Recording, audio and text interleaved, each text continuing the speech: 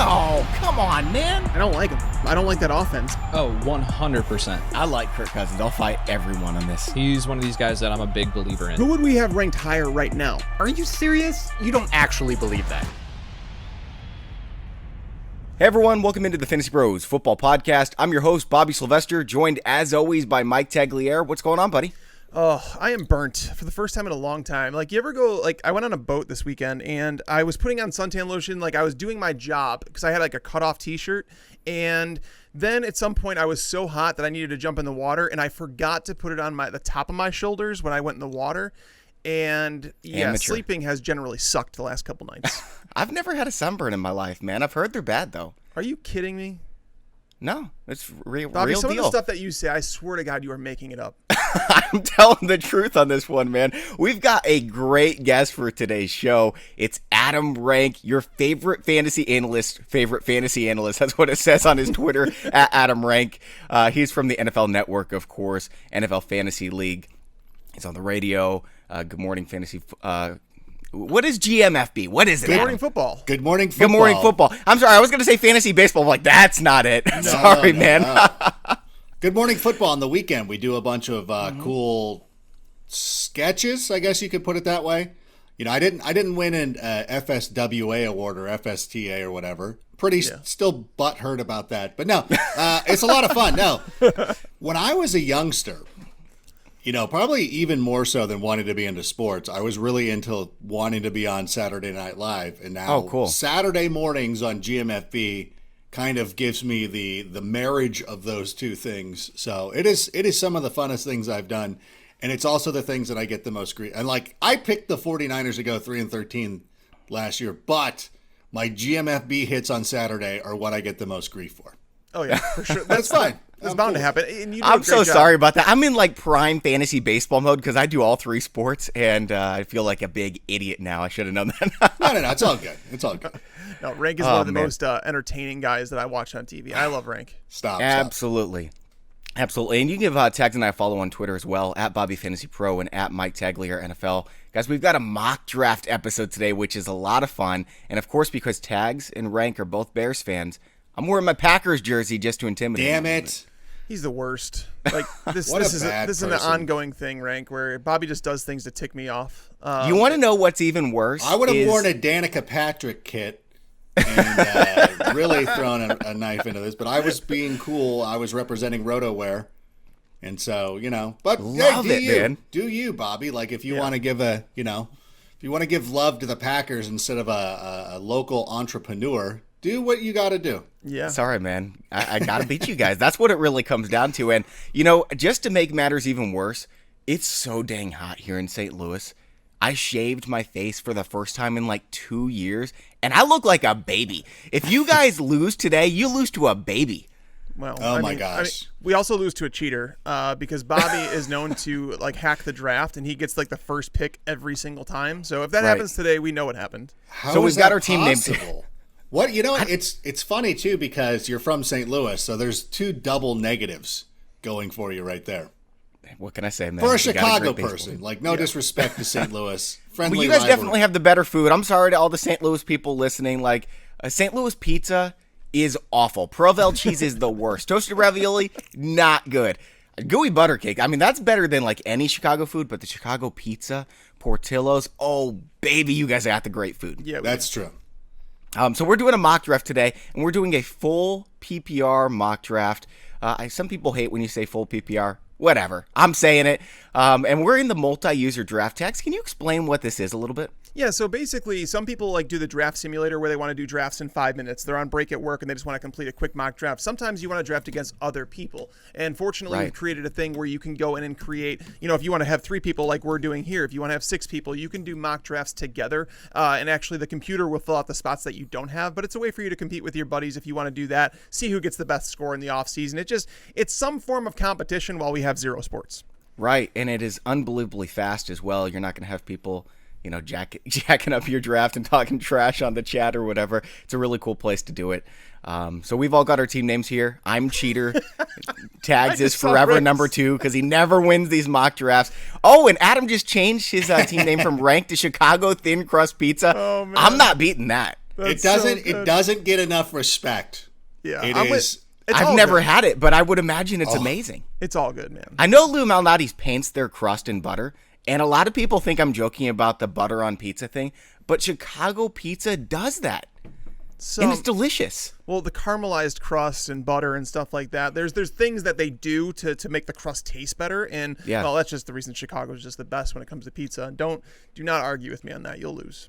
Yeah. So here's the plan today. We're going 90-second clock. Quarterback, 2 running backs, 3 wide receivers, tight end, pretty standard, 1 flex position. We're also going DST and kicker, and I hate doing that in these drafts, but I mean, we want to give advice for leagues that do that, and most leagues do that. And we're going to go 6 bench. We could have gone 4, could have gone 5. I want to go a little bit deeper just so we can get some deeper names mentioned as well. I'm going to hit the start draft button. It's going to give us 90 seconds. Tell us what our draft picks are. Before we do that, though, I wanted to tell you about a podcast that we've got going on with the great Dan Harris. It's the Game Changers podcast. It's, like I said, it's hosted by Dan Harris, and he interviews some of the biggest names in the fantasy sports industry to shed light on their journeys and what it took for them to reach their heights of their profession.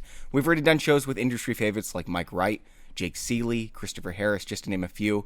And our latest episode is with Michael Fabiano from NFL Media about his path to becoming one of the biggest names in the fantasy football industry. If you're interested in learning what it takes to succeed in the industry, or just want to learn more about the trailblazers in the fantasy sports world, I urge you to check out the show. Again, it's called the Game Changers Podcast. It can be found on every major podcast platform, as well as fantasypros.com/podcast. All right, so we've got the I've got the 3rd overall pick. Man, when I heard the thing go off, I was like, I know I've got the. I knew that I was drafting first, but I was really hoping it was number 1 overall again, because that happens every time we do one of these shows. Just stop talking right now. Rank, where did we end up? Where did we end up on We're this board? 10 and 11, and I'm pretty confident the last time we did this, we were very close together at the bottom of the draft. Yep. This is an automatic. This is an automatic hack for sure. And we all have friends. If you play in a league, and I don't know if I'm eating up all of your time, but I don't care. You're the 3rd overall pick. You don't have much of a decision.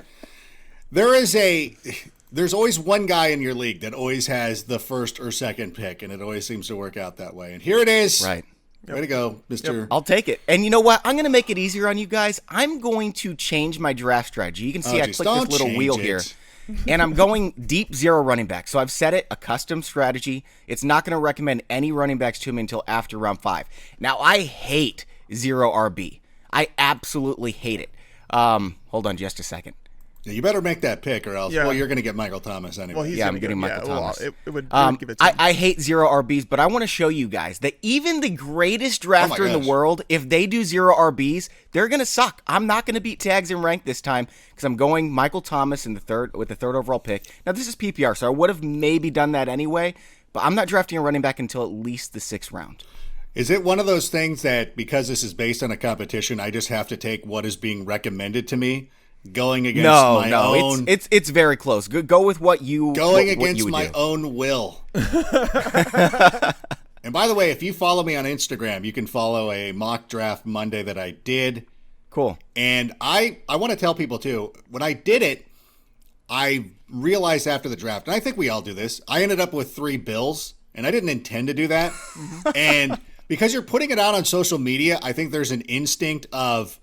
I'm gonna just edit this just so I don't get roasted by all these 14-year-olds. But you know what? I'm gonna keep it. I said, you know what? This is a good exercise. We should let everybody know this is something that happens to people, even the best of us, and this is why we practice. So go have at it. I'm an idiot. Whatever. My decision right now, I'm looking between Kenyon Drake, Julio Jones, Tyreek Hill. The mock draft that I did today was a 14-team league, and I ended up with Tyreek Hill.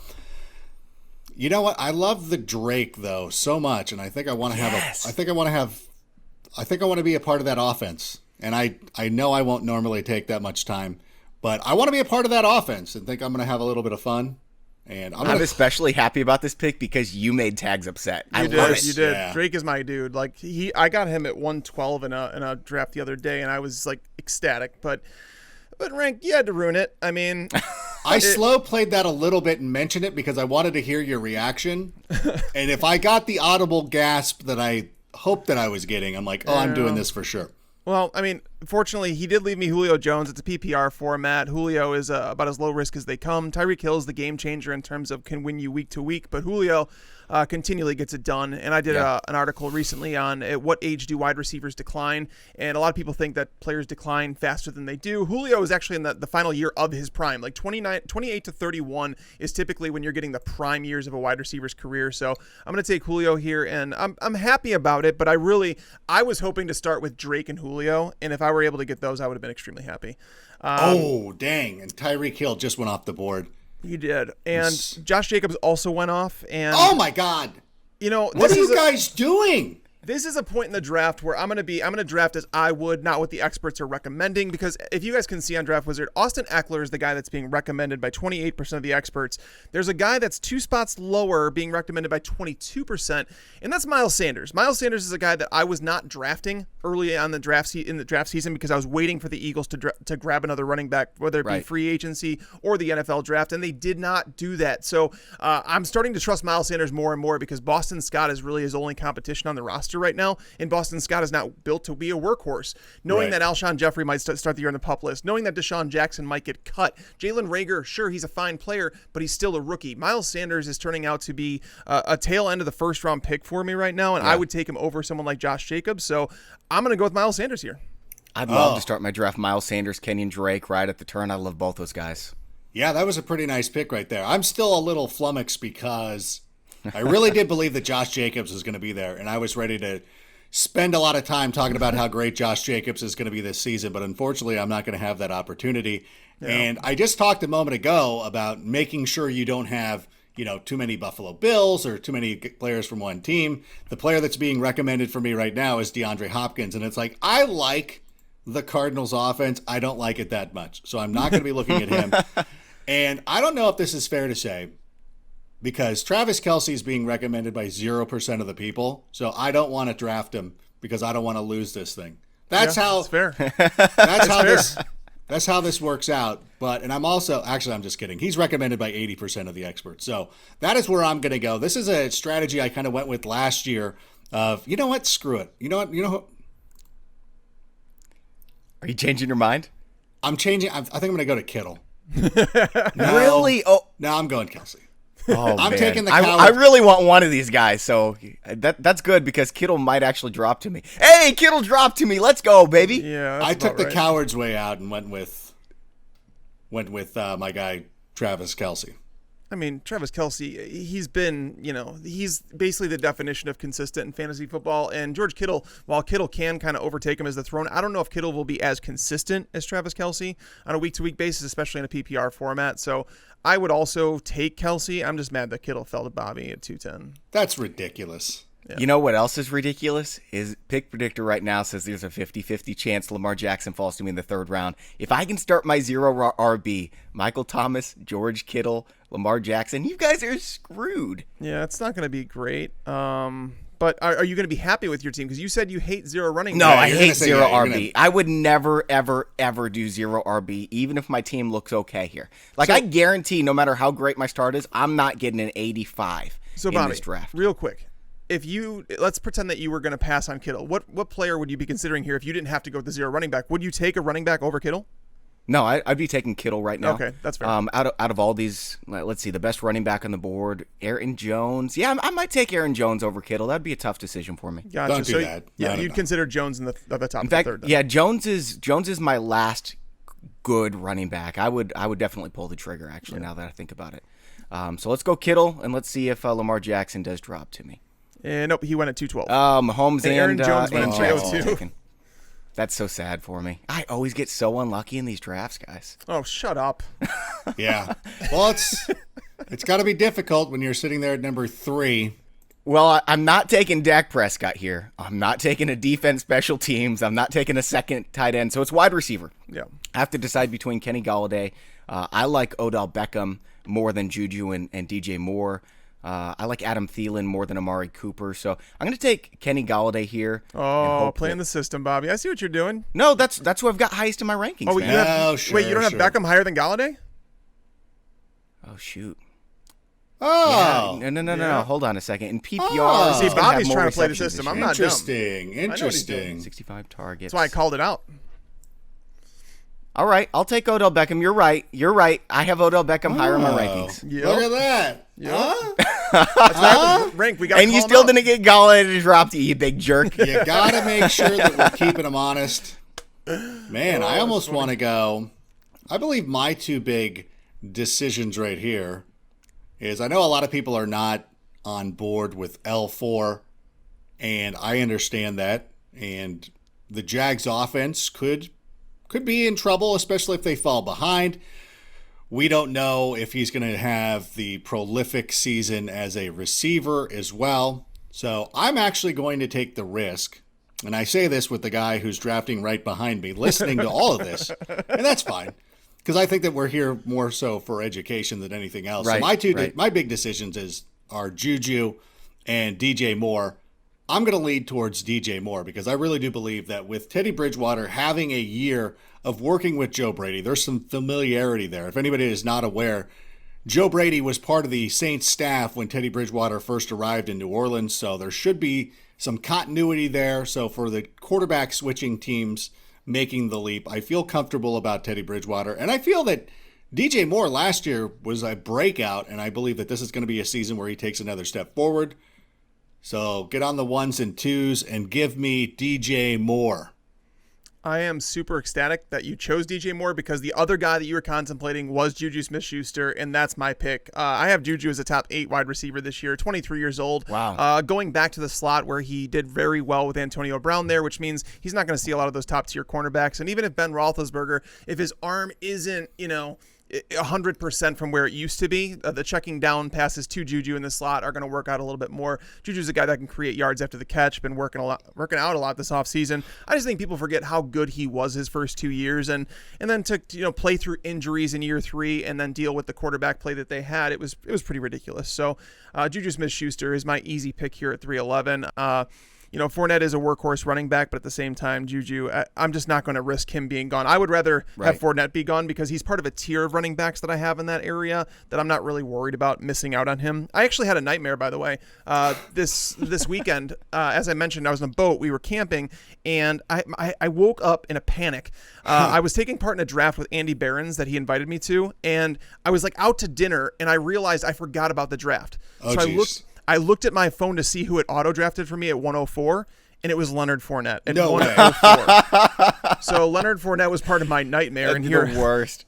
Here I have the opportunity to draft him in the 4th round, which this is where I'm fine with him, obviously, because you get to the point where you're just like, okay, you're taking a volume running back. He's going to get volume. And there's always actually the chance that Leonard Fournette is traded to a contender that might need a running back that went down, whatever the case, because the Jags have tried to trade him this offseason. It's just they weren't able to get what they apparently wanted. So Fournette, you're taking him over David Montgomery? Oh, yes. I mean, just messing, man. I like Yates Montgomery, would be so mad at you. He's like a 5th round pick, David Montgomery. Right. I totally agree, man. I'm messing with you, dude. Calvin Ridley, by the way, just went at the 3rd, 4th Yeah, turn. if Calvin Ridley was there, I would actually debate Ridley over Fournette there in a PPR format. But then again, it might put me in a hole at running back because, again, I hate being so close to the turn because you have to reach on players. Yes. So I'm really curious to see where Rank goes with this pick because he went tight end early, which puts him in a little bit of hole where it's like he's got to choose. Do you want to be soft at running back or wide receiver? And for me, I'm going to go with Mark Andrews. No, I'm going to double up. No, the one thing that you want to make sure, again, what position do you feel the most comfortable with being a little soft on, as you would put it? And for me, wide receiver is going to be the easiest one to fix. And we have a young man with us who is going 0 RB, so we know that we need to pick up all the good running backs that we possibly can just to leave them with the crumbs. And so for me, I look at the 3 top guys, some of the guys that are being recommended at this point: Melvin Gordon, James Conner, Chris Carson, Le'Veon Bell. I know a lot of people are not going to be very proactive with Melvin Gordon. And understandably, Philip Lindsay's there. They've got a lot of other offensive talent. But I do believe, and I don't think that there's anything to the I'm going to show the Chargers. But Melvin Gordon has been a very productive running back, even though he has split time with Austin Eckler over the years. So not to extend this out a little bit, but I feel comfortable, especially in the 4th round, of taking Melvin Gordon as my RB2. I'm actually very excited about that. I think that's a great pick. Every single one of the picks that you guys have made, I've been fond of. I like your team so much more than mine. Don't lie, Bobby. You love your 0 running back team. Your No, team I is absolutely hate it. It's going pretty well, and now you're going to have an opportunity. I had to reach for Beckham at 303. I would prefer to take Beckham at the 3-4 turn. He's usually there. Yes. I mean, Yeah, it's one of those things that people, once you get burnt once, people won't go back to that player. Mm-hmm. We see that a lot. And people act like Odell Beckham Jr. has been a bum all these years. It's like obviously he hasn't been as good as you would have liked. It's like the Star Wars recent 3 run of movies where it's like they were good, but they weren't what you expected them to be, so you think that they are terrible. And they weren't. Especially not 8. 8 was amazing. Haven't seen any of those Star Wars movies Of yet. course not. It's always there's always I don't know how I always get on with people who are like I've never even heard of Star Wars. What is this? I'm sure I'd love it, but at this point in my life, it's more fun to be the guy who hasn't seen any Star Wars movies. Rank, Bobby hasn't seen the Rocky movies either, so he's behind on everything. Oh my! Why would I watch movies when there's sports on TV, man? So I mean, I don't know. What are you watching at like midnight? Australian rules football? I'm probably reading a book, to be honest. Don't tell anyone I read books. That's kind of embarrassing. I know. I'm taking Robert Woods. I really like DJ Chark and Terry McLaurin, but I do have Woods higher in my rankings. I'm surprised he was still there. You got to be kidding me. I don't have many shares of Robert Woods. What's that with That Woods was dropping? a total game the system pick. Bobby Woods over DJ Chark? No, I really do have Woods over Chark, just Stop by it. one spot in my rankings. All right. Yeah, and now I love DJ Chark. I love same. Terry McLaurin, but to be fair, I do have Robert Woods higher than all them. Really? Yeah, I do. Man, he's the safer play. Let's be like, so if I'm being honest, he's the safer play. He's going to be a wide receiver 2, hands down, where the other guys present like wide receiver 1 upside, especially someone like Chark. But again, they play on bad football teams, and they just don't score a lot. So they could wind up with 1,100 yards and 4 touchdowns. That's a real possibility. Whereas Robert Woods, he's going to get his 1,000 yards. He's going to score 5-6 touchdowns, and you kind of move forward. I mean, it just depends, I guess, on what you're looking for. If the Jags are continually in a bunch of losing games, that means they're going to have to throw the whole time. And so I think from a volume perspective, that's why I would lean towards DJ Chark. But yeah, and I got Bobby Woods like a pick or 2 behind him, but it wasn't that egregious. Sure. But Bobby's game in the system for sure. Of course. He doesn't want to cheater, lose. guess. So this is really frustrating for me because I was planning on taking Stephon Diggs or AJ Green, but my number 2 quarterback is sitting there right now, Dak Prescott. Dak Prescott plays in the offense that had. You have him over Patrick Mahomes? I've got him over Patrick Mahomes. You were on he crack, was a lot better. He was a lot better than Patrick Mahomes last year, and they added CeeDee Lamb. I'm taking Dak Prescott.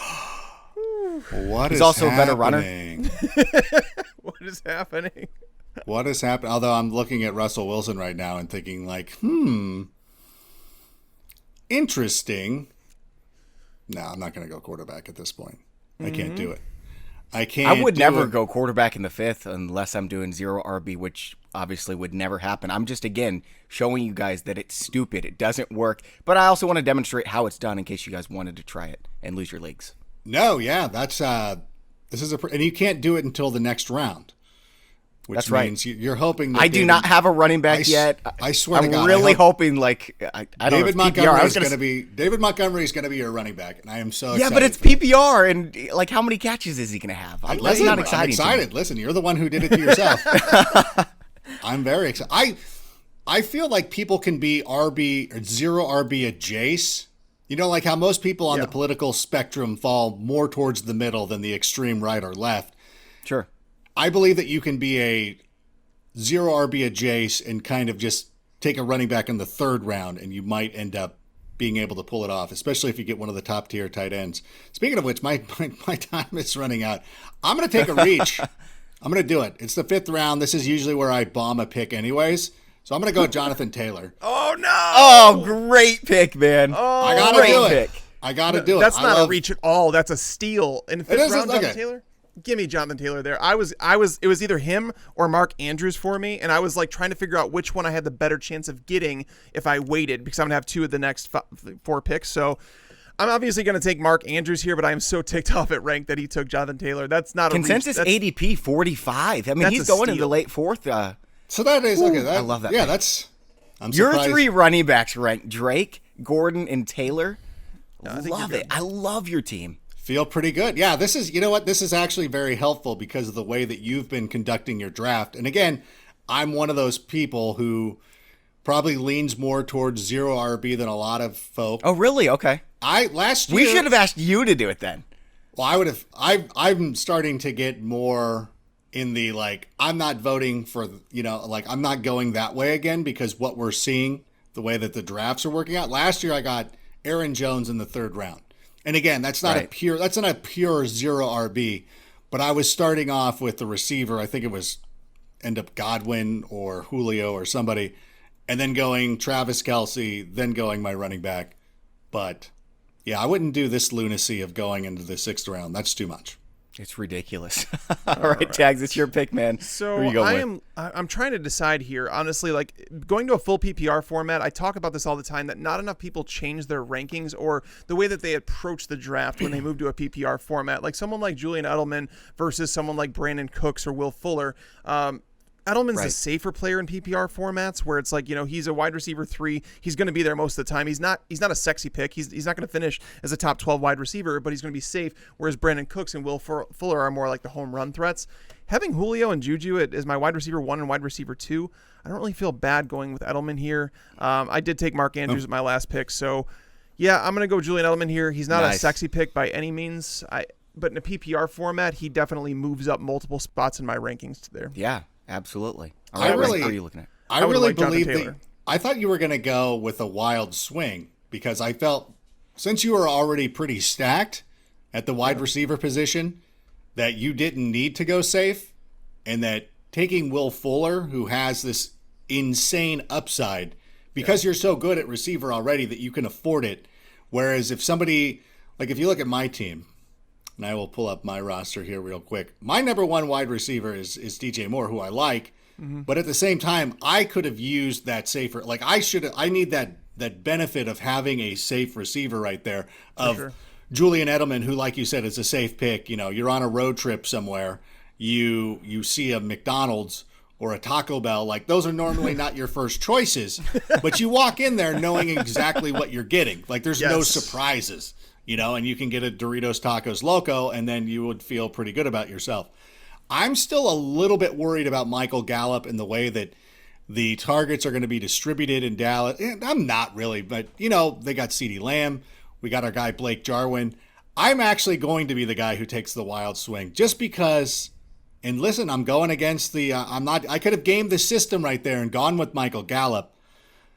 But the insane upside of Will Fuller, when he does play, like what was it? I forget who, somebody tweeted this out, I think last night, about his 53-point game. And you're like, yeah, that just never happens. And he has that kind of ability, and it's dumb and irresponsible. And that's pretty much it's one of my hallmarks. So that's what I'm going to do right there. Does anybody else feel it weird to know that, like Antonio Brown, Bobby, while you're thinking about your pick, and I'm sure it's going to be a running back, does anybody find it weird that we've heard connections of Antonio Brown to the Texans? Because the reason I say that, sure, Bill O'Brien thinks he has a chance to win. That's why he's trading for guys like, David Johnson. But having Brandon Cooks, Will Fuller, and Randall Cobb on the roster, like who does he replace? Is there a chance, if they're looking at Antonio Brown, that they might trade someone like Will Fuller who's in a contract year?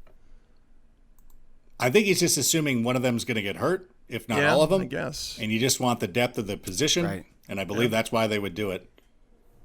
Like that's how many receivers you have to bring in to replace DeAndre Hopkins. Yeah, I mean they have Kiki QT, who's probably better than like a lot of guys in their roster, but they don't play him. And that's the thing is, like, if Antonio Brown, he's going to get suspended. We just don't know for how long. Right. But Antonio Brown, you're not going to bench him. So which receiver, Brandon Cooks doesn't play the slot. Will Fuller doesn't play the slot. Antonio Brown, he's not going to be a full-time slot receiver. So it's like one of them has to go to the bench. And that's the part that like blew my mind. Yeah, for sure. Guys, I'm not gaming the system. Mark Ingram's there. Devin Singletary's there. I'm taking Kareem Hunt. What I'm going to do is I'm going to draft 8 running backs with league-winning upside. I'm really hoping to strike gold on 2 of them. If Nick Chubb gets hurt, Kareem Hunt is probably a top 5 fantasy football running back. So give me Kareem Hunt. Let's see what I got here in round 2. Yuck. Ingram still there. Singletary still there. Swift is still there. Cam Akers season. I can't do it. I just don't see much upside in this Rams offense. Now, Mark Ingram, if he were to hold off J.K. Dobbins. I don't think he would for the full season. I just think Dobbins is going to be better than a 31-year-old Mark Ingram. Right. Then Ingram could do really great in this offense. What I'm going to do here is I'm actually going to wait another round on running back because there's a lot of other guys I like later. I'm going to get my flex now. I have to get a flex at some point. By far the best flex available in my mind is Marvin Jones. Oh, my God. So I'm going to grab him. Marvin Jones wasn't getting back to me, so. Yeah, I don't think so either, but my next 6 picks are probably going to be running backs. There it is. That's not bad. I would have done the same thing. I mean, you're pot committed to 0 RB at this point anyways. Yeah, how low are we all? I probably would have taken James White there. No, but real question, how low are all of us getting on Mark Ingram? Because I've been lowering. I was, in the beginning, I was like, yeah, J.K. Dobbins is there, but yeah, blah, blah, blah. I don't know. I mean, the more I think about it, the more I'm like, I don't want Mark Ingram on my team. Yeah. He was a guy, I think there was just one game last year where he had more than 15 carries, if I'm not mistaken. So if you cut some more into that, and it's like, he's so touchdown reliant, and he scored a lot more touchdowns than he was supposed to last year. So, yeah, I think Ingram is like RB30 territory. Does that sound about right? RB30, and I've got Dobbins RB32. Yeah. Oh, my gosh.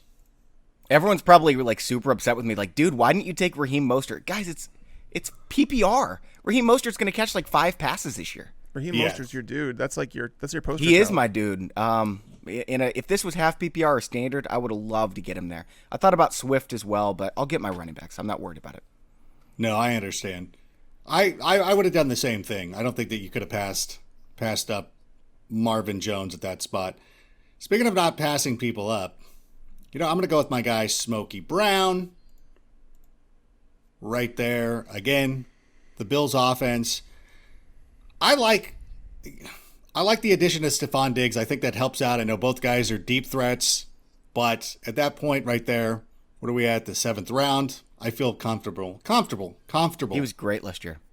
Yeah, he was really good. And I feel, unless something happens, I don't even want to breathe that into existence, but I'm going to go with John Brown right there. All right.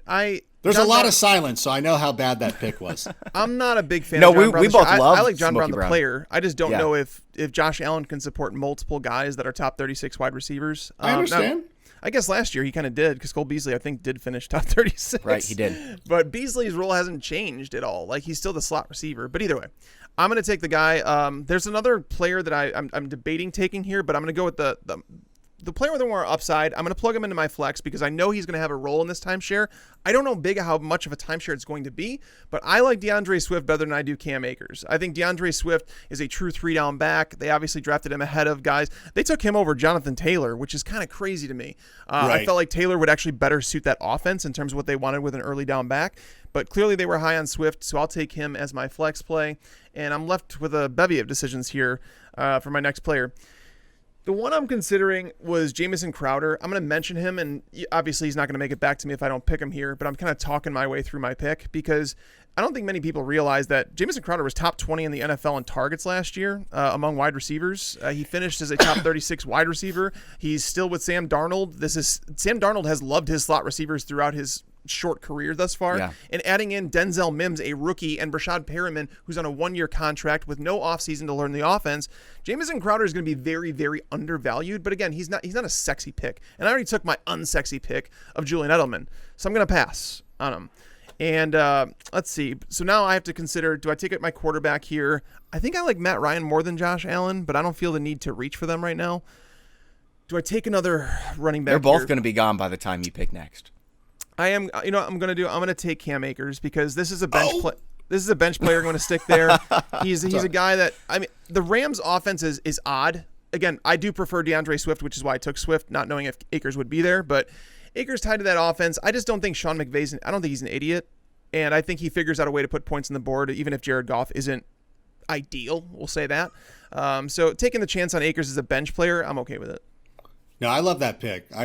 I was actually, you guys can't see me on camera, but I was fist pumping when you did not pick Jamison Crowder because obviously those were the two receivers I was debating through. Yeah. And I think I'm probably more so like I have a history with John Brown, so he's traditionally on my teams and everything like that. But for everything that you were saying about Jamison Crowder, again, I believe that's a pretty good pick. And again, one of the things about the Jets is that we expect them to be in a lot of deficit games and having to throw the football. And Sam Darnold was a pretty good quarterback last year, considering everything that he went through with the mononucleosis, the being blown up on Monday Night Football by ESPN, that he still rallied to have a pretty good year. And now that they've improved the offensive line, they did the right thing in the draft, took the offensive lineman instead of taking somebody like CeeDee Lamb or, they could have taken Jerry Jeudy, any receiver, really. They did the right thing. They took the offensive lineman, so I think that that's going to help out Sam. And if they can get anything out of Le'Veon Bell, that offense should be better. But Jamison Crowder is a undervalued stud. Guys, Raheem Mostert made it back to me, so I'm going to take him this time. Well, welcome to the squad. I mean, he's your RB2 now, right? Behind you have Kareem Hunt is your RB1. Him is your RB. I actually and Tariq Cohen fell to me, so I'll take. I don't completely hate your team, Bobby. I'm just going to say that now. I don't hate it. I would never try it again. Just to run through, for those of you listening audio only, Michael Thomas, George Kittle, Beckham, Robert Woods, Dak Prescott, Kareem Hunt, Marvin Jones, Raheem Mostert, and now Tariq Cohen. For the strategy being what it is, it's a lot better than I had imagined it would be, but it's just still cringe when I look at my roster. Oh, and I actually like your next pick too, man. Go ahead, talk about it. Oh, Tariq Cohen? I mean, It's just, I said I was going to draft guys with league-winning upside, but when you get a chance to get Raheem Mostert and Tariq Cohen, who are both, I think, going to be sturdy plays in the 8th and 9th round, I'll go ahead and play them along with Kareem Hunt virtually every single week. I don't think either has league-winning upside in a PPR league. However, Tariq Cohen, I mean, let's look at his stats the first 3 years of his career. 71 receptions in 2018, 79 in 2019. That's going to get the job done. And he could also break any play to the house, right? Yeah, he didn't break any of those big plays last year, and that's why his numbers were down so much. But I think there's a lane in between 2018 and 2019 stats for him where I think he was in PPR formats. He was like a top 10 running back in 2018. And then you go to last year where it was like, right around RB 36 or something like that. So I think there's somewhere in between where he's probably like a high-end flex player inside PPR formats. And I think that's actually great for like a zero running back strategy. Adam, I'm sitting here licking my lips every time I see Chicago thin crust pizza on the clock. Right? You should. That is the one. Yeah, that's why we did it. Shout out to Chicago thin crust. If you're a tourist, go have the deep dish. But if you're somebody who lives in Chicago, everybody gets thin crust. By the way, I'm not gaming the system. I'm reaching. I don't care. I just don't want to risk this player not being there. That's fair. Because you're taking, again. Oh, that was my guy. Come on, Adam. Well, this is the thing. It's like, I know that I'm now going to be dung. When we go to the algorithm, they're going to be like, oh, you took this player who was represented by 2% of experts. But again, you keep talking about this as well. Who has league-winning upside? Mm-hmm. J.K. Dobbins could come in. Yes, he does. And it's not an unfamiliar situation. If you imagine Mark Ingram when he welcomed Alvin Kamara during his rookie year. So I feel pretty good about this. And again, the 9th round, you're starting to fill out your bench. I'm not afraid of taking risks at this point and just seeing what happens.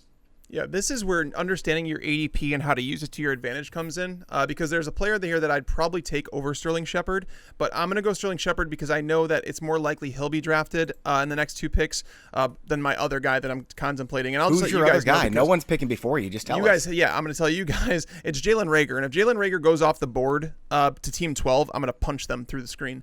But Sterling Shepard is like I don't know why people don't like him this year. Obviously, Golden Tate is there, Darius Slayton is there, but Shepard, when he was in the lineup, he was consistently getting 8+ targets per game. So I don't know why that should change. Shepard he's been a good receiver for them, and he just seems like the most boring player in fantasy football right now to grab as your wide receiver 4.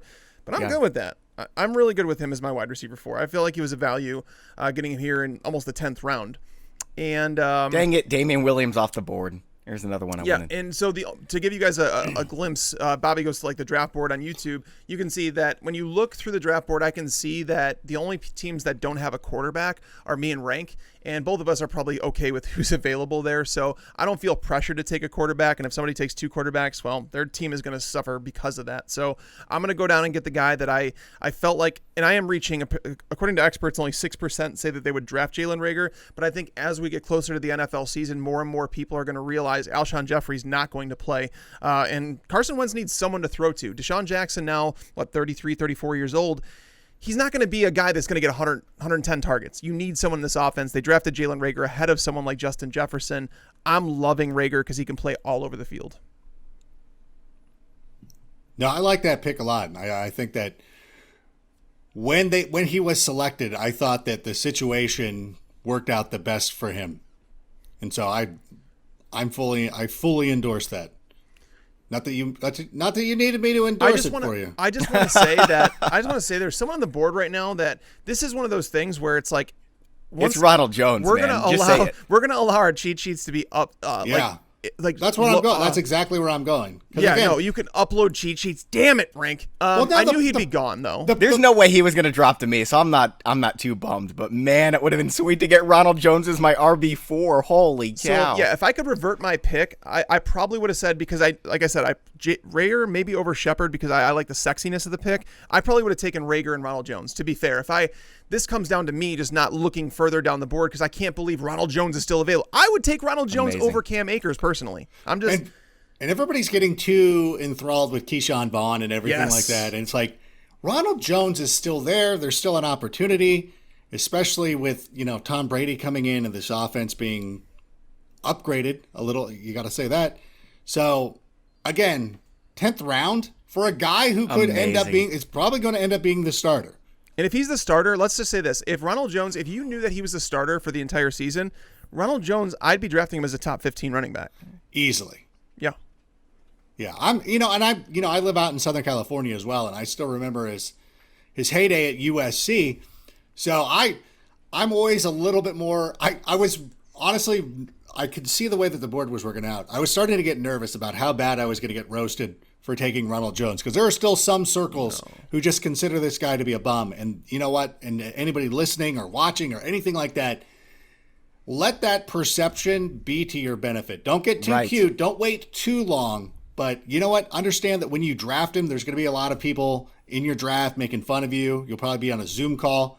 Wear it. And you know what? In week 14, who will be laughing? It'll be you. You know who it reminds me of? Like, Bobby, I know you're on the clock. Who it reminds me of is going back to Devonta Freeman. Remember when Tevin Coleman was taken there and everybody said Tevin Coleman was the running back to get? And Devonta Freeman, I remember that because he was going around the RB30 range in drafts because people thought that Tevin Coleman was the sexier pick. And Devonta Freeman, that was the year he finished as the RB1. So, I mean, I'm not saying Ronald Jones is going to finish as the RB1. I'm saying in a Tom Brady offense that's going to score plenty of points under Bruce Arians, the potential to taking him, I have him as the RB25, I think, right now. But the potential is there for him to finish as an RB1. That's a realistic thing. I thought about taking Duke Johnson here. I don't need another safe running back. I went Alexander Madison. No! Who is this guy at Team 1? Justin Jackson and Tony Pollard? Get out of here, you jerk. You took Madison over Pollard? I thought I was going to get them both, man. That's a mistake. I'm an idiot. I'm the dumbest person in the world. Maybe. Is there oh, man. But still smart for St. Louis, so that's good. Oh, man, Bobby, that's not good. I'm still getting Duke Johnson. Holy cow, man. I thought I was going to get Madison and Pollard, and I'd be dancing and everything. Oh, Pollard is the one you missed on. That's a miss, dude. I love Justin Jackson, too. I thought I was going to get all these guys, man. Justin Jackson's going at the end of the 10th round now? You know what, though? But don't. Joshua Kelly, and again, this, because the training camps could be hastened or shortened. Joshua Kelly might not get an opportunity, but from what, UCLA football is a disaster. And I don't know if you noticed, UCLA players came out and started suing the university because they didn't trust Chip Kelly. It is a bad situation at Westwood.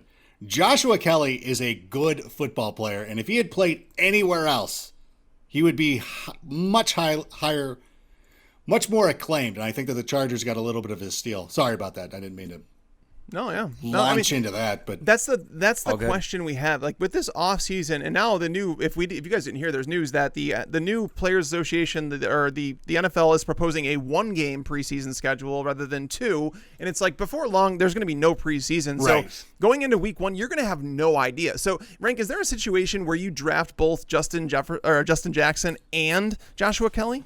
You know what? I'm leaning towards Kelly just because, again, I get caught up in I saw this guy play in college. I have an affinity for him. I think Justin Jackson's fine, but there's a reason why they took Joshua Kelly. And I do believe that the proximity of him being a local player gave their scouts a little bit of an advantage to get a good player right there. Oh, I need to make a pick. I got to pick which injured. I just know I'm going to take Carson Wentz. Yeah. And it was between him and Matt Stafford, which is fine. I just know that when you get into your drafts, and I know a lot of people, we're playing the no quarterback game.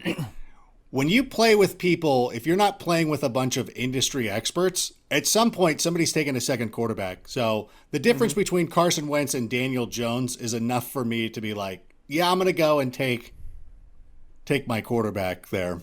Well, I'm going to take a quarterback that's not even recommended next, which I don't even know what the hell's happening here. Aaron Rodgers, I mean, to get him in the 12th round, this is a guy who legitimately 1 year ago was going in like the 4th round, 5th round of drafts. And Rodgers he was still really efficient. It was just his touchdown rate. He's worse than QB9. It was his first year in an offense. He had 0 weapons. I mean, the 0 weapons part hasn't really changed, but he did lose Devontae Adams for a couple weeks in there. Alan Lazard, is he a full-time player? Devin Funchess can actually be a player in the red zone. And it's possible that Jay Sternberger is better than Jimmy Graham at this point in his career. So I do like Aaron Rodgers, and we can't pretend that Aaron Jones is going to run for as many touchdowns as he did last year. Getting Rodgers as my QB1 in the 12th round, I am more than okay with that. And by the way, if you guys missed it on YouTube, I did take Zach Moss at the end of the 11th round as a guy that, again, I'm putting him on my bench. He's going to have that Frank Gore role. I think he's going to have flex viability most weeks. But if something were to happen to Devin Singletary and he were to miss time, Zach Moss is going to be an every week RB2, maybe an RB1, depending on how he translates. I would even say that Zach Moss could have a sizable role because he has the same amount of draft capital invested in him as Devin Singletary. So not many people realize that, And I'm leaning toward, again, I watch a lot of Pac-12 football, so of course I'm going to be stumping for Zach Moss because he was a good player. And so I love that pick. And so I'm sitting here, I could go with the Liz Loza special and go with N'Keal Harry. You know what though? That's gaming the system. Is Loza planting her flag on Harry? Oh, I made the wrong pick. Dang it. Curtis Samuel? Who'd you want to pick? No, I was going to take N'Keal Harry.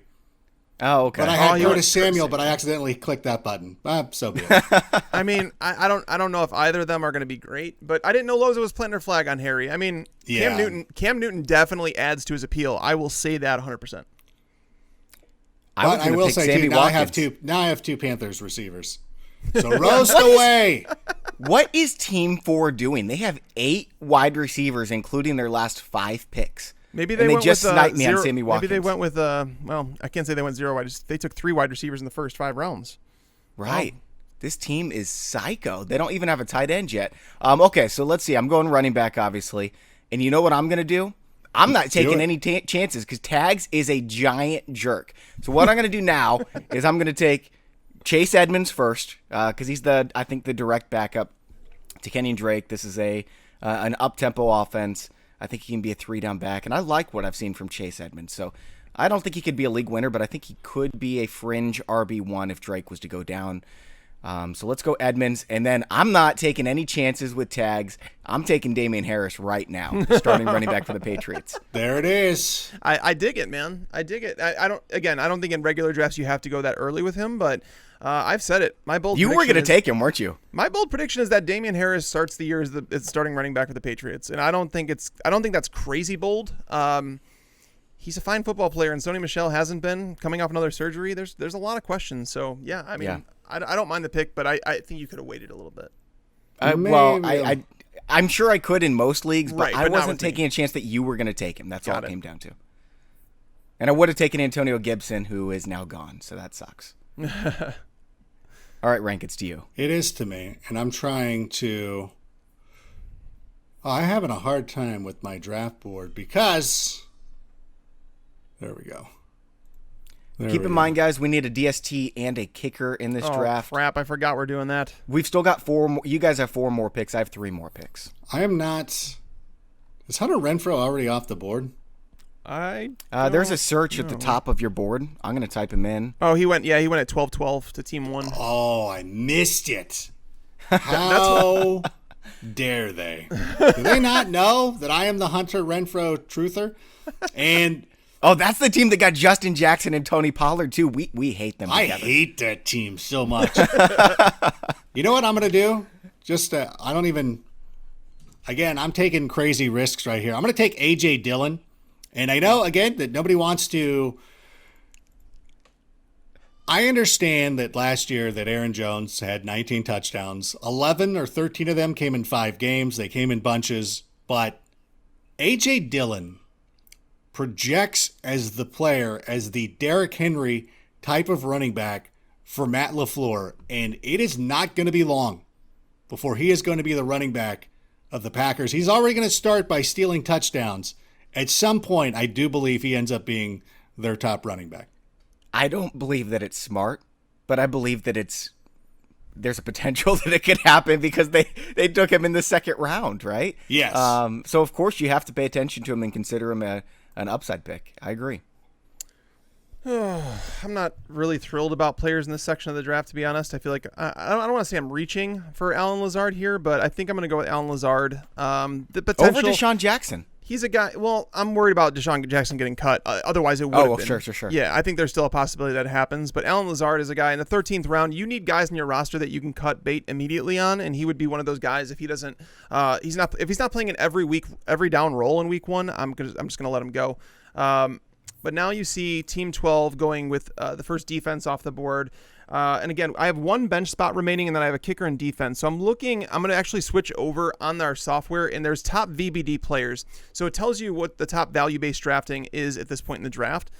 I'm going to take Harrison Butker. It's telling me that he's the best value-based drafting player. Oh, tags. He's tied, Get out of here. He's tied to the best offense. I mean, 0% of experts are telling me to do this, but I'm looking at it and saying, I have 1 bench spot. The player that I want, I'll be able to draft whenever I want. So I'm getting the best player at their position. Defense is a little bit harder to predict. So I'm going to go Harrison Butker. He's tied to the Chiefs. I mean, let's go. Everybody listening to the show now knows that Tags will do whatever it takes to win. No, I won't, because I never win in this thing. I am always my team name is forever number 2.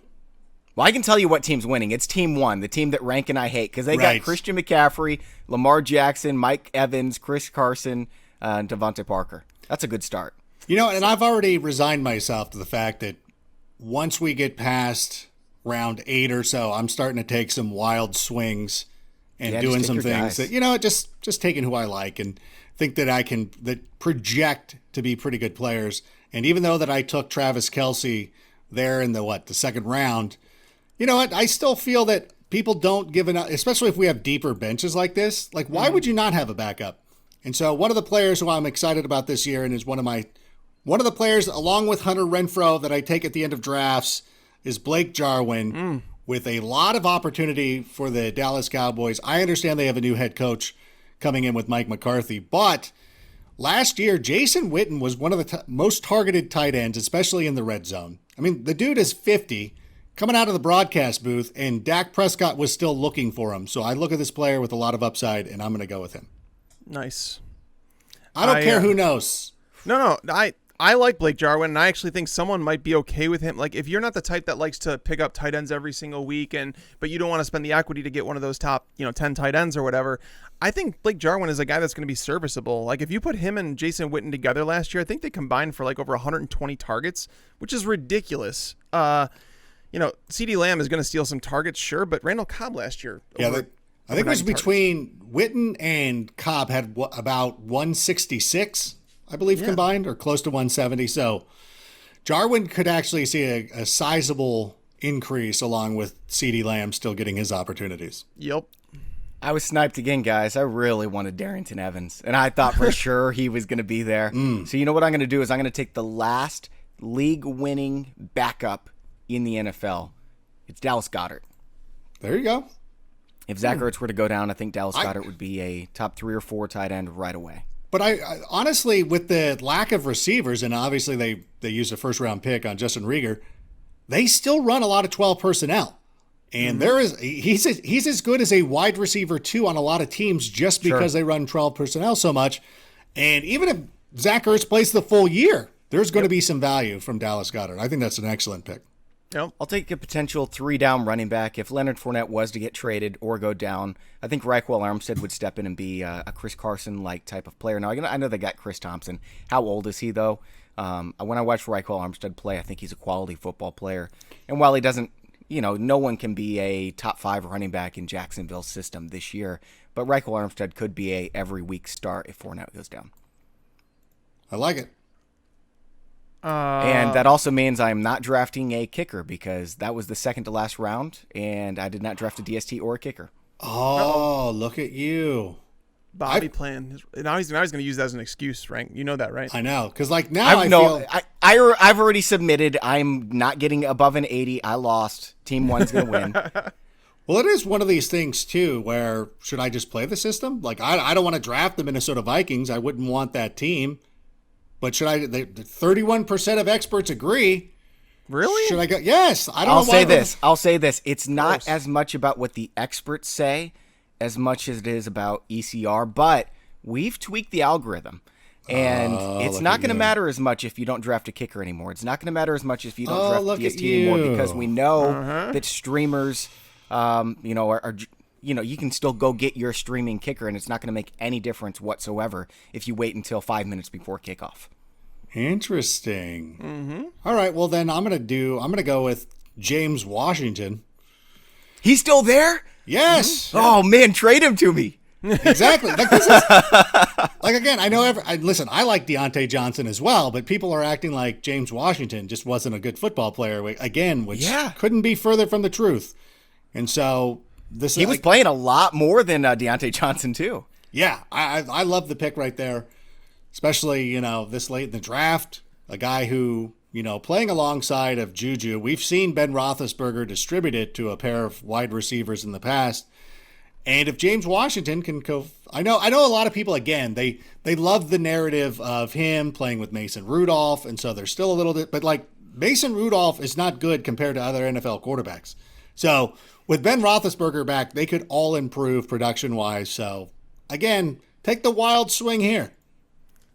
All right, so I am going to finish this up with, where did he go? Paris Campbell. So my pick was actually going to be, for the record, everybody knows that I've been taking John Ross at the end of every single draft because he's one of those guys you're going to find out week 1 if he's a starting wide receiver opposite A.J. Green with Tyler Boyd in the slot. I think that it is the case, absolutely, and he has a quarterback who can hit him on the deep ball. I think people forget that John Ross is actually a really good football player, just dealt with a lot of injuries. But the thing is Paris Campbell is still available, and I didn't anticipate him being here. He's another guy. He might be the wide receiver 1 for his team. It's very possible. I mean, with T.Y. Hilton dealing with injuries the last couple of years, now over the age of 30. I know Michael Pittman is someone they're high on, but Campbell was someone they drafted in the second round last year with a role designed for him. So I'm going to go with Paris Campbell here, but I do want it on record that if I had one more pick, John Ross is the guy that I knew would be there if I waited. So, I mean, it was, but Paris Campbell, that's where I'm going. And Rank is on the clock for his last pick. So Rank didn't go kicker either. I guess you're taking your DST here, or are you punting both positions like I'm going to? I might. I'm just looking it over. Now, while you look it over, I'm going to emphasize this strategy again. Now, we talked about it in the strategy show. You can go back and listen to that. I think it was our best podcast yet this season, a very important show. But the idea is that if you're drafting 2-3 weeks before the NFL season starts, why would you draft a kicker? You're just going to stream the position anyway. Yeah. Why would you draft a DST? You're just going to stream the position anyway. You go out and you get, we said this a couple years ago, get James Conner in case Le'Veon Bell goes down. And then what happens? He's an RB1. Yep. Go get Alvin Kamara in case Adrian Peterson goes down. Go out and get Kareem Hunt unless Spencer Ware goes down. These things happen. Now, you're not going to hit every year. You're going to hit a 5 or 10% rate, but you take that chance just in case, and you lose nothing. That's how I feel. I rarely, and I know when I post mock drafts online, people give me a lot of grief. Like, where's your kicker? Like, really? You're streaming them. Like, don't worry about it. I feel the same way. Although I do like I like the Denver defense this year, but not enough to really. Denver's defense is like that sleeper defense. Like, there's always been a team, like the Bears were a couple of years ago, and then they finished like the number 1 team. Last year, I did not choose the 49ers. What team was it? I can't remember, but they finished well. And this year, I am 100% going to have the Broncos as a team that I think might turn into an every week defense. Again, we stream defenses, but I think that they're a team that you might not want to let go of. Yeah, them or the Chargers are two that I could probably get down with. Yeah. Yep. All right, I'm going with Corey Davis is still out there. I need my 5th wide receiver. Oh, so you're skipping defense and kicker? I'm skipping defense and kicker, yeah. Corey Davis, I think, has But Bobby, some hold on a upside second. to be startable. Here's my question, Bobby. We talked about the reason that you do that, the reason you don't draft a kicker or defense, because you know you're going to pick them up. You're just wondering if there's going to be an injury in the preseason, and so Right. basically you're holding on to those lottery tickets. What if there is no preseason? Does that change your strategy then? Yeah, there's still injuries in practice. Yeah, but a little less likely, right? But Yeah, still, I think mean, that's true. the difference There's still between COVID. Like if a running back gets COVID in week That's 1 or true. week That's 2. that's something that I didn't think about. Yep. Yeah, All I'm right, still in so, agreement to kind of punt on, especially kicker. I typically do it only for league winners, though, and Corey Davis is by no means a potential league winner. But regardless, I'm not drafting a DST. I'm going to go get Corey Davis. We're about to get our draft grades. I'm predicting that Tags is going to finally beat the two of us, but he's not going to win the league. So let's see what happens here. Yeah, I don't think I'm going to get very favorable marks. I really love your running backs, though. Oh, what in the world? I got a 93? What? With no defense, no kicker, and waited until I got a round 6 for 92. running back. Yeah, right. Tags, you get last place? I should have changed my name to Forever Number 3.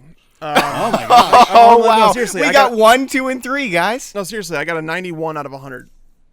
So we all Amazing. had good drafts. Unfortunately, mine was just the worst. Oh, Wow. So, rank, team 1 got last place, even How- though they got Christian McCaffrey. That was the one that we just kept yelling at. Yeah, man, I hate that team. I'm so glad Oh, they got that last, and team it wasn't is the even worst. close. Yeah, I'm pretty excited about that. Good for that. Screw them. So the Screw the you, three of team us, one. the three of us were all Well, to- very to be close. fair, so like, guys, to team be fair- 4's. I'm sorry. Go ahead, Tags. they had Mike Gesicki as their flex. They had Deontay Johnson as their wide receiver 3. Oh, yuck. Devontae Yeah, Parker's their first wide 5 picks I liked, but yuck. Yeah, I mean, they're not. I didn't think they were last, but yeah. But geez, you guys suck. I hate drafting with you guys. Bobby literally tries to lose the draft and he still wins. Yeah, that was pretty sick.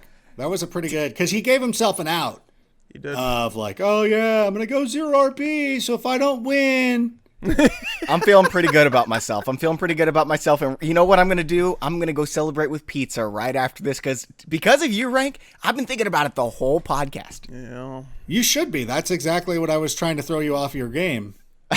Let's look at our teams. My Tags, bench why is don't- so strong, though.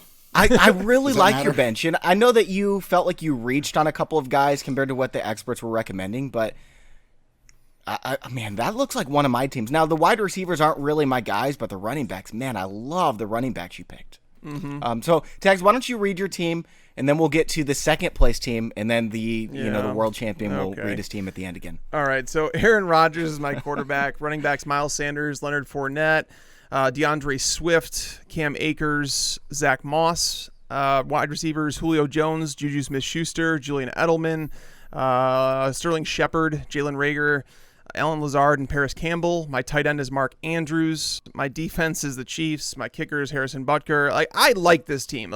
There's some drafts I get to the end to, and I'm like, yeah, guys, I don't like this team. I'd roll with this team. Tags reached for a kicker and still got third place. Now, that's a good team. Well, the kicker Tags, doesn't but it's a matter third place basically team. as much, but it was more about like knowing. But that's the thing. Like, understand, guys, for real though, if you knew that you can get your last round pick, like let's say you're in round 14, your defense you really don't care about. Your kicker or your like John Ross is on the board every single time in the last round. Wouldn't you guys? Doesn't it make sense from a strategy standpoint to say, okay, I'll take my kicker there if I have to draft a kicker? Sure. No. I don't play in any leagues. Hold on, I'm dead being serious. polite. No, it's- I'm dead serious. I do not play in any leagues with kickers. None. None? Oh, None. that's awesome, Tags. Yeah. You've I'm got done- good I'm friends, done man, with because kickers. I have some jerky friends who make us play with kickers. No, it's bad. I still feel that people are trying to make it seem that there's some sort of badge of honor to be playing with kickers. Like, oh, gotta go out and handicap this like anything. You're like, shut up. Like, then start picking punters then. Yes, Because that was always one of the arguments. You're like, hey, it's part of the game. Like, so is punting. So are you going to Right. draft a punter? Yep. That's Kick, such a good kick point. returning yards, punt returning yards, all Like- that stuff. Inside the 20, you should get points for that. Like anytime you pin somebody inside the 5, nope, negative points. Negative points for touchbacks. Like, all right, let's do it. It's in the game. So good. Yes. Rank, why don't you read us your Chicago thin crust pizza team that finished ahead of Tags? Oh. Well, I started off with Kenyon Drake. Was a little verklempt that Josh Jacobs was taken in front of me, coming back around because I think that Josh Jacobs. Wait, I'm not going to talk about the players I didn't get.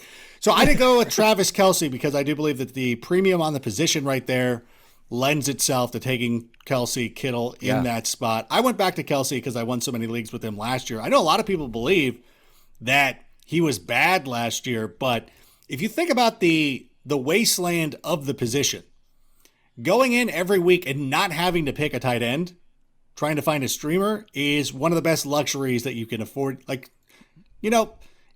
spoil yourself, as they say on Parks and Rec. Treat yourself. That's the one. Treat yourself. Treat yourself.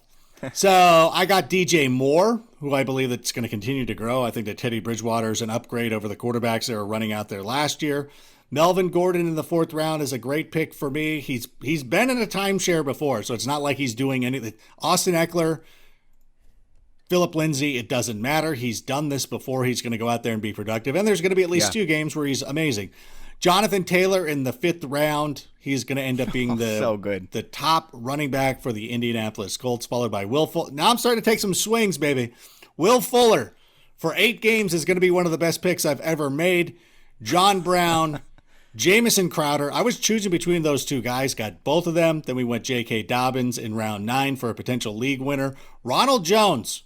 Everybody wants to act like he's a bust. He is not. Got him there. Finally, in round 11, I relented. I went with my quarterback. I love Carson Wentz. I love the Philadelphia Eagles this season. Round 12, I should have picked in N'Keal Harry instead. I ended up with Curtis Samuel. I don't like having 2 receivers. You might have finished in first place if you would have picked Harry over Samuel. Could have been. A few spots higher in ECR. Could have been. That close. And then A.J. Dillon, who I believe is going to end up being the running back to have for the Green Bay Packers. At least that's what Matt LaFleur and the GM told us by drafting him in the 2nd round. Oh, yuck. Listen, if they loved Aaron Jones, if he's as great, and everybody doesn't think that, people think that he's not going to regress. I'm like, why do they draft a running back in the 2nd round? Obviously, they drafted Aaron Rodgers' replacement in the 1st, but they're trying to replace these guys. And then Blake Jarwin, who is a late round special for me all the time. James Washington in the 15th round. Thank you very much. He could end up being the wide receiver, too, for the Pittsburgh Steelers. And then I relented. I did take a defense. I took the Denver Broncos, who are getting back Bradley Chubb this season. Justin Simmons going to be there for at least another year. And, of course, Von Miller. Hopefully he is healthy and ready to go. I love the Broncos defense this year. That is a heck of a team. I love so many of your picks. Oh, I want to rewind really quick, okay, Tags? I want to go back to the 10th round when you were not paying attention and you missed out on Ronald Jones. Yeah. That cost you first place, just so you know, buddy. I'm sure it did. I'm sure it did because I would have taken Ronald Jones 100%. I mean, as I mentioned, I would have taken Ronald Jones over Cam Akers had I known. So this is probably the worst team I've ever drafted in Draft Wizard. I mean, I still ended up in first place, but here it is for you guys. If you're gonna it's because they put such a premium on the quarterback. Actually, we changed that a little bit as well good. because That's been dialed back it was for sure, overblown. yeah. It's been dialed back. So otherwise, really, what it comes down to is Yeah. My team is just super hunky. I mean, listen to this team. Got Michael Thomas, George team. Got Michael Thomas. That was kind of a reach. Robert Woods in the 4th. Dak Prescott in the 5th. Kareem Hunt was my first running back. Marvin Jones was my flex. And then my RB2, Raheem Mostert somehow fell to the 8th. I'll take it. Tariq Cohen in the 9th. That was somebody I was definitely targeting in the 0 running back PPR league. Alexander Madison, love him. I really wish I would have taken Tony Pollard over him, though. Duke Johnson, I'll be able to play him some weeks in PPR. Don't love him, but until I get some of those guys, maybe Cook gets hurt or holds out and Madison takes over, or Kenyon Drake gets hurt and Chase Edmonds takes over. Maybe I'll play Duke Johnson until then. I got Chase Edmonds, Duke Johnson, as I mentioned, Damian Harris, Dallas Goedert, potential league winner, backup at tight end, Reichwell Armstead, backup for Leonard Fournette, and then Corey Davis is my 16th round pick. I punted. Kicker and defense, I'll pick them up later and probably end up dropping Armstead and Chase Edmonds if nothing happens to Drake or Fournette in the preseason.